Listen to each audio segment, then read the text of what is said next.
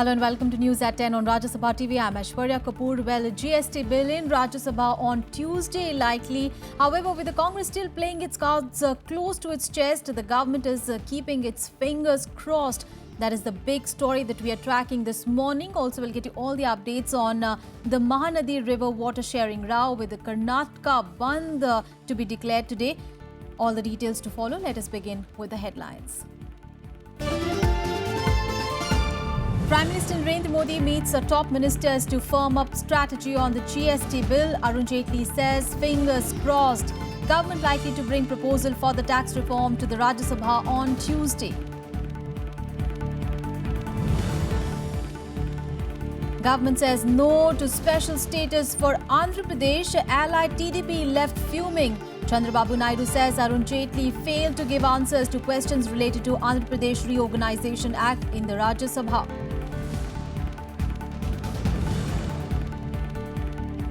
Government seeks US's help to locate a missing Indian Air Force plane. Parrikar says possibility of sabotage very less.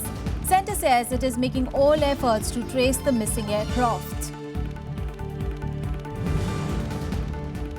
Flood situation deteriorates in the Indian subcontinent. 26 dead, more than 18 lakh displaced in Assam. Kaziranga National Park completely inundated. Rains bring Gurgaon and Bangalore to a grinding halt. Close to 80 killed in Nepal floods. And India to take on West Indies in the second test at Sabina Park with 1-0 lead in the 4-match test series. Men in blue look to assert dominance over inexperienced West Indies. Murli Vijay ruled out due to injury. KL Rahul likely to replace him.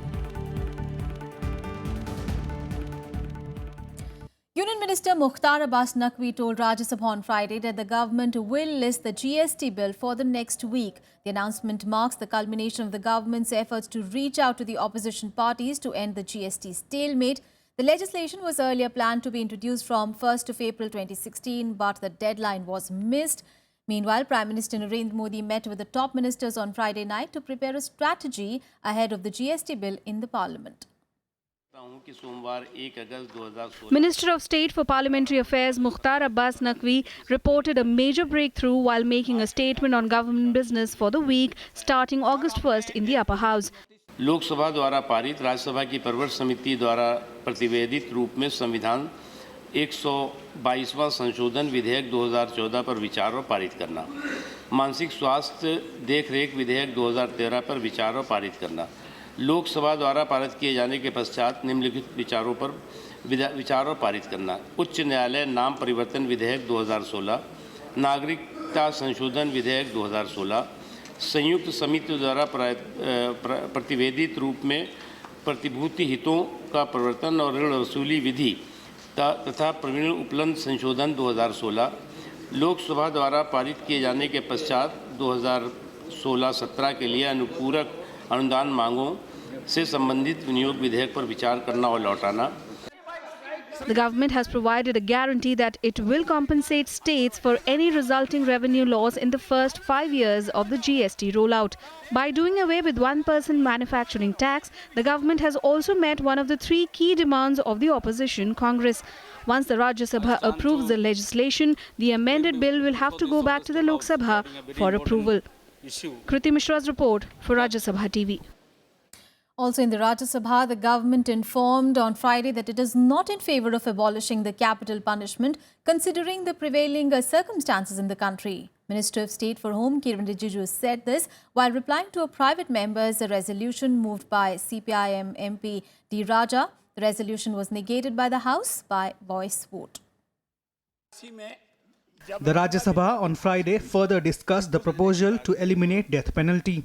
Minister of State for Home Kiran Rijiju informed the House that the government was not in favour of abolishing capital punishment considering the prevailing circumstances in the country. The circumstances, the situation in which India exists, the society in which we are living do not warrant the abolition of death penalty in present time. CPI MP D. Rajya, who originally made the proposal on 6th of May 2016, said steps should also be taken to improve the conditions of jails and police reforms must be undertaken. It is India should say emphatic no to capital punishment, and we should go for comprehensive reform, jail reforms, police reforms, our administrative reforms. The BJP, however, insisted on doing away with death penalty. The TMC and CPIM meanwhile recommended that the proposal be sent to the Law Commission. अपराधी को रहना चाहिए जब तक ये नया निर्णय नहीं बनेगा, चर्चा के बाद सरकार एक नई नीति नहीं बनाएगी, तब तक वो बना रहे. This matter should be referred to Law Commission for appropriate review of the entire gamut of the situation arising out of which we are discussing this continuance or discontinuance of death penalty. We have to correct the people, and we cannot give him death penalty. So many countries in the world, their days have been, number of countries, more than 140 countries, so far abolished the death sentence. Anand Sharma from the Congress said mostly Dalits and backwards were given the death penalty and it should be investigated. Members of DMK and AIADMK too raised the issue of death row prisoners in Tamil Nadu. Tiruchi Shiva said that like other countries, steps should be taken to eliminate death penalty in India as well. The union government shall ensure a separate commission to deliberate, to research and to find out the exact complications. Considering the developing world and the civilized society, India should set an example and to join the other 102 countries by way of abolishing the death penalty. The resolution was rejected in the House by voice vote. However, during the debate, parties drew attention to provide the right to legal help to the poor and stressed on the need for education too. Navikram Singh's report for Rajya Sabha TV. Meanwhile, the centre has given no assurance on giving special status to Andhra Pradesh. Now, speaking in Parliament, while Finance Minister Arun Jaitley said that the government was committed to implementing the provisions under the Andhra Pradesh Reorganisation Act, dissatisfied Congress and BJD members staged a walkout. Replying to the discussion on the Andhra Pradesh Reorganisation Act, Finance Minister Arun Jaitley told the House that Andhra Pradesh had received more financial help than any other state. The minister said a provision for special status should have been included in the bill by the then government. They feel at any stage that we are losing out because of the changed architecture, then how it can be adequately compensated so that industrialization, building, urbanization of the state, as also irrigation, which are the three proper, this thing, certainly the centre would go to any extent to hold the hand as far as Andhra Pradesh is concerned. Had it been part of the bill, this difficulty would not have come. As Sitaramji has rightly raised the issue, and the Finance Minister also almost he has given an indication. How do you tackle this typical situation where some assurance is given? Earlier, the short duration discussion continued with many speakers from Andhra Pradesh and Telangana taking part in it. We would urge and request Honourable Finance Minister and Government of India that even in central assistance, the share of state of Andhra Pradesh should be similar as to the hill states as recommended by the Finance Commission. If you are not able to give the exact special category status, create such another category, try to evolve such another category to address to the demands of Bihar, Odisha, residual state of Andhra Pradesh. This defective, half-baked or half-cooked bill also admitted yesterday that he is only the other, wherein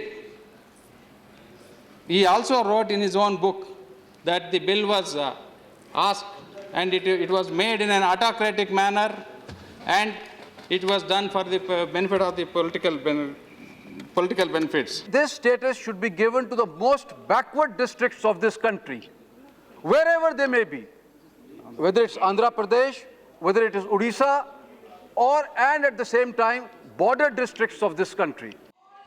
Dissatisfied with the minister's response, the Congress staged a walkout along with the BJD members, who also demanded a special status for Odisha. At the time of the bifurcation of the state, then Prime Minister Manmohan Singh had promised to give special status to Andhra Pradesh. Panchanan Mishra's report for Rajya Sabha TV. And the government on Friday said that it has sought help from the United States for the detection of the Air Force's AN-32 aircraft, which went missing on 22nd of July. The government is seeking help from the American Defense Forces to ascertain whether their satellites had picked up any signal before the disappearance of the plane. The government also ruled out sabotage as a cause behind the disappearance of the Indian Air Force-operated aircraft.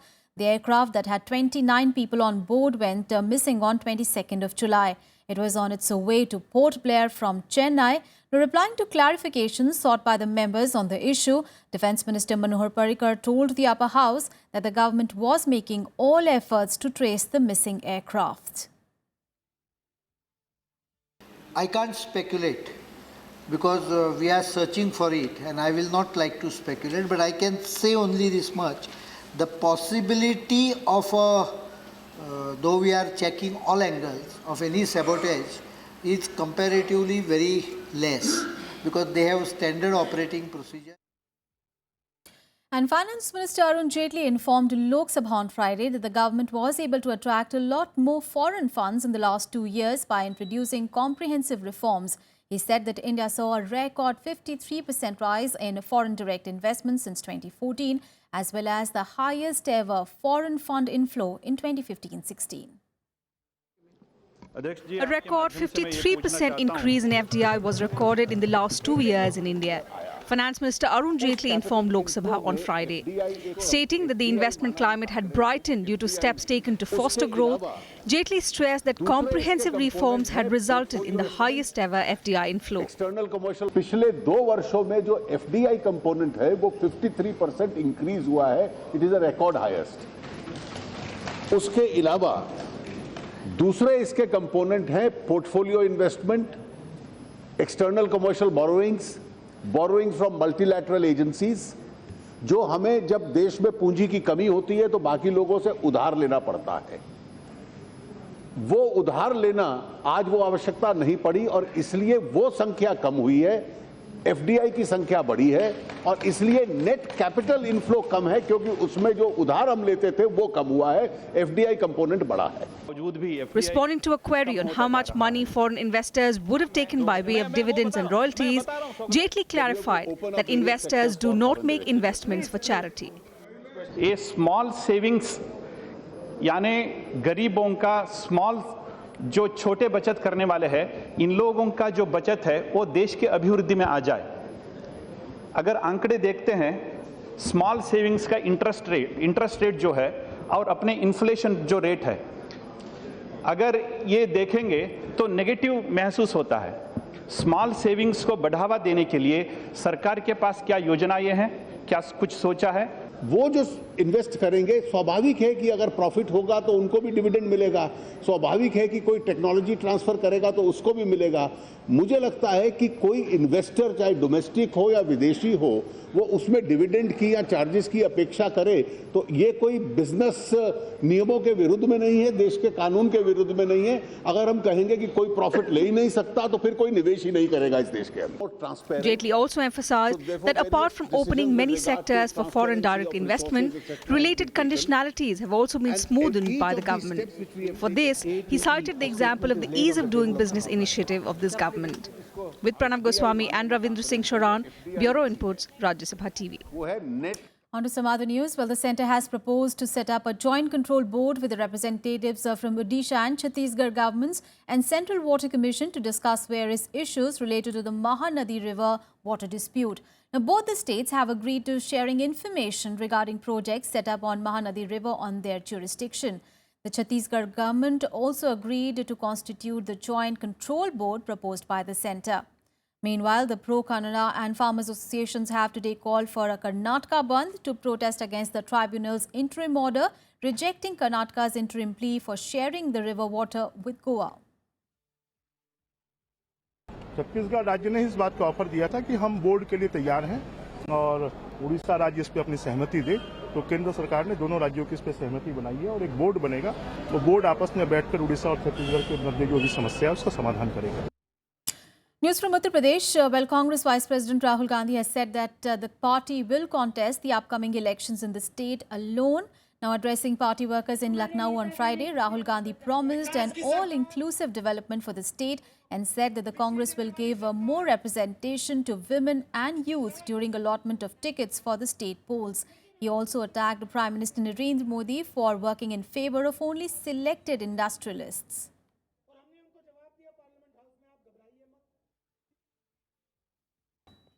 विकास की सरकार, बिजली देने वाली सरकार, सड़क बनाने वाली सरकार, किसान की मदद करने वाली सरकार, गरीब कमजोर लोगों की रक्षा करने वाली सरकार हम आपको उत्तर प्रदेश में देना चाहते हैं और देंगे। कि मोदी जी 3-4 चुने हुए उद्योगपतियों के लिए काम कर रहे हैं। पहले उन्होंने आपकी जमीन छीनने की कोशिश की, अब आपकी थाली में से दाल छीनने की कोशिश कर रहे हैं। Well, a very short break in here. We'll be back with more news.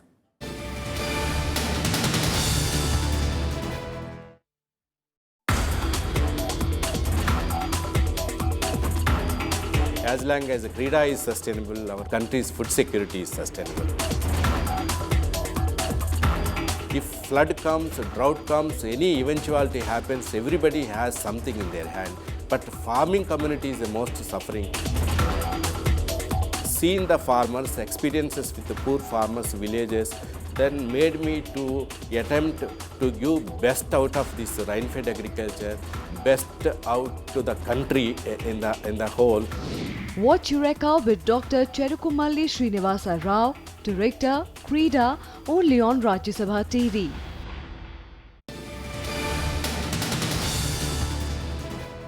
Welcome back. Now news from Kashmir, where police protesters' clashes were reported from Shopia, Anantnag, Baramulla and Sopore districts on Friday. Curfew and restrictions were imposed in parts of the valley after more than 20 people, including security personnel, were injured in the clashes, which erupted after police detained separatist leaders Sayyid Ali Shah Gilani and Mirwais Umar Farooq to foil a protest march in the Nohata area. Meanwhile, Chief Minister Mehbooba Mufti on Thursday chaired a meeting with doctors to inquire about the condition of thousands of civilians who were injured during the violence. A team of doctors from Mumbai have conducted 173 eye surgeries on the youth who were injured due to pellet guns during the clashes. And a huge haul of explosives, including 1,838 gelatin sticks and 150 kg of ammonium nitrate, was seized from Chhattisgarh's Bastar district. Police have also arrested 2 people with the explosives. The recovery was made from the forest near the Chhattisgarh-Odisha border.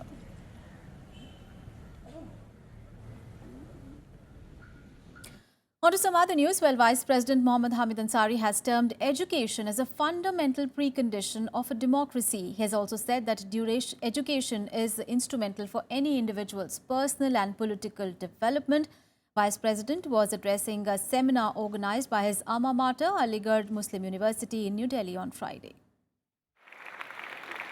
Vice President Mohammad Hamid Ansari has stressed on the need of educational progress, starting with a quality, elementary, secondary and skills education for all segments of the society. Addressing a seminar to commemorate the 125th anniversary of Aligarh Muslim University's Duty Society, the Vice President also said that education for all is the only answer to our country's operative slogan, Sabka Saath, Sabka Vikas.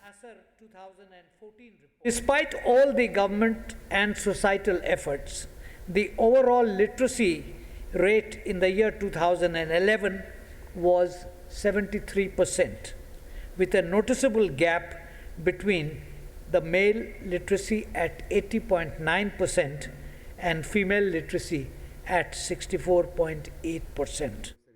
The Vice President said while enrollment in elementary education was high, the quality and learning outcomes were poor. According to government reports, only 17% of religious minority children complete secondary education as compared to the general average of 26%. He also added that Muslims form the smallest percentage among those who complete matriculation in the country. With a notice, then is the challenge. It also means that despite initiatives of successive governments, the corrective in its totality cannot come from the government alone and has to be supported and supplemented by public and community initiatives. Vice President Ansari quoted facts stated in the Rajya Sabha that in March, 6 million children in the country opted out of school in 2014, and of these, 76% belong to the scheduled tribe, scheduled caste and religious minorities. This is Akhilesh Suman's report for Rajya Sabha TV. Well, Home Minister Rajnath Singh will today undertake an aerial survey of the flood-affected Assam. He will also hold a meeting with Assam Chief Minister Sarbanand Sonowal and other state and government officials to assess the situation in Guwahati. Incessant rains and floods have wreaked havoc in most parts of the country, with thousands of people displaced and lakhs others affected. Monsoon rains have caused severe flooding in several parts of the country, displaced thousands of people and resulted in severe traffic snarls. Interior villages are cut off as road and connectivity has taken a hit because of heavy waterlogging. Heavy rainfall left Millennium City, Gurugram, struggling with massive traffic jams for hours on Thursday and Friday. A ban on large gatherings, usually reserved for troubled areas, was ordered at the Hero Honda Chowk in the city. सुबह 4 बजे office से निकले तो हम सुबह 7 बजे पहुंचे, फिर उसके बाद हम तैयार होके अब 2 बजे फिर दोबारा रेडी हैं, पर जाम उतना ही है. 6 बजे एंटर किए थे, जब भी जाम लग रहा था. रात को जा नहीं पाए, अब तक यहीं फंस रहे हैं जाम में. The situation is worse in several other states, including Assam, Bihar, Karnataka, Delhi, Haryana, Uttar Pradesh. Thousands have been rendered homeless over the past month. Assam is facing one of its worst floods ever. At least 21 people have died and nearly 18 lakh people have been displaced. 9 rivers have crossed the danger mark, flooding 22 of the state's 32 districts, while more than 2 lakh people are living in 500 relief camps. As flood levels slowly recede, workers at the Kaziranga National Park have begun the search for stranded or dead animals. The park has lost 4 rhino calves and at least 15 hog deer due to the flooding, and the situation is worse than last year. The water level is receding very slowly. During last 24 hours, some water has gone down by more than 1 feet. So we are expecting that maybe by day after tomorrow or so, it will be reduced a bit. Overnight rains in Bengaluru left the city battling traffic jams, waterlogged roads and flooding on Friday. The incessant rainfall saw several areas of the city inundated, with water from nearby lakes entering houses. Fire and emergency service were deployed to help stranded citizens. The Met Department has now warned of a new round of heavy rains and flooding across several states over the next week. Bureau Report, Rajya Sabha TV. Meanwhile, heavy rains have also wreaked havoc in neighbouring Nepal, causing massive floods and landslides. Nepalese army was called in to help as the monsoon rains killed 80 people and several others have gone missing. India has said that it is ready to provide any support that the country might need to deal with floods. Nearly 80 people killed in floods and landslides triggered by incessant rain since Monday in several districts of eastern, central and western Nepal. Bulletin district in western Nepal is the worst hit, where 36 people have died due to landslide and floods. At least 43 people have gone missing.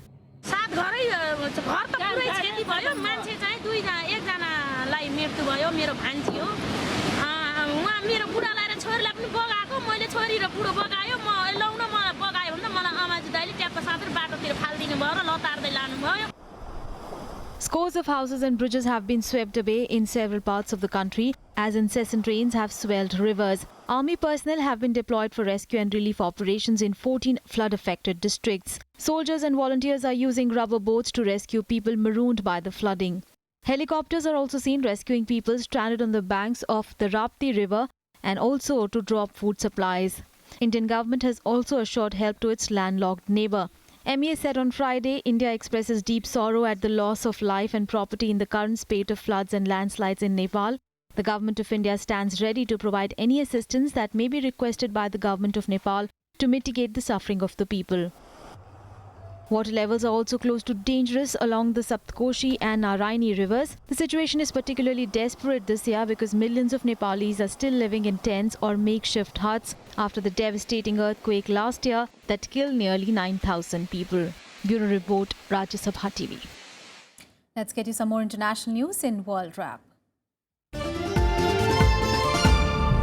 Turkey's president has said that he is withdrawing all lawsuits against people charged with insulting him. Recep Tayyip Erdogan said that he was inspired by the feelings of unity in the wake of the recent failed coup, but he also stepped up his attacks on nations criticizing his crackdown in the wake of the coup attempt, saying that they should mind their own business. Two alleged members of the Islamic State cell that carried out attacks in Paris in November have been extradited to France and reportedly charged with terrorism. The men were arrested in December in Austria. An Algerian and a Pakistani were charged with criminal conspiracy with terrorists. Meanwhile, the French presidency has announced a plan to form a national guard in the wake of the terror attacks. An airstrike has hit a maternity hospital supported by Save the Children in northwestern Syria, killing 2 people and wounding others. The charity said that several babies were hurt when incubators crashed to the floor. A pregnant woman was injured and 2 others suffered shrapnel wounds. It is not clear who carried out the attack. And on to cricket news. Well, India will take on host the West Indies in the second match of the 4-match test series at Kingston in Jamaica on Saturday. Now bolstered by the comprehensive win in the series opener, an upbeat India will look to assert their supremacy over an inexperienced West Indies with yet another commanding show in the second test. India recorded its biggest win outside the subcontinent by thrashing the hosts by an innings and 92 runs in the opening test.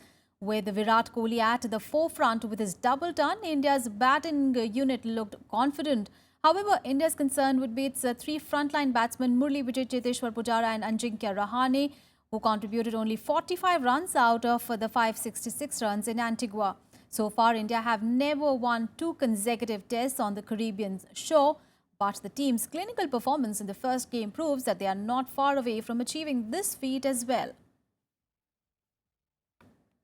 Let's get you some more sports stories. Here is the World Wrap. There is still no clarity on when NADA's anti-doping disciplinary panel will announce its final verdict in the Narsingh Yadav dope case. The verdict will decide the wrestler's Rio Olympics fate. After the conclusion of the 2-day hearing on Narsingh dope test on Thursday, the NADA Council had said that the verdict would come either today or on 1st of August, but there is still no clarity on whether the verdict will come today or on Monday. Russia's 8-strong Olympic Games weightlifting team was banned from the Rio Games on Friday in the latest doping-related blow to the sporting powerhouse. Now, a statement by the International Weightlifting Federation said the integrity of the weightlifting sport has been seriously damaged on multiple times and levels by the Russians. Therefore, an appropriate sanction was applied in order to preserve the status of the sport.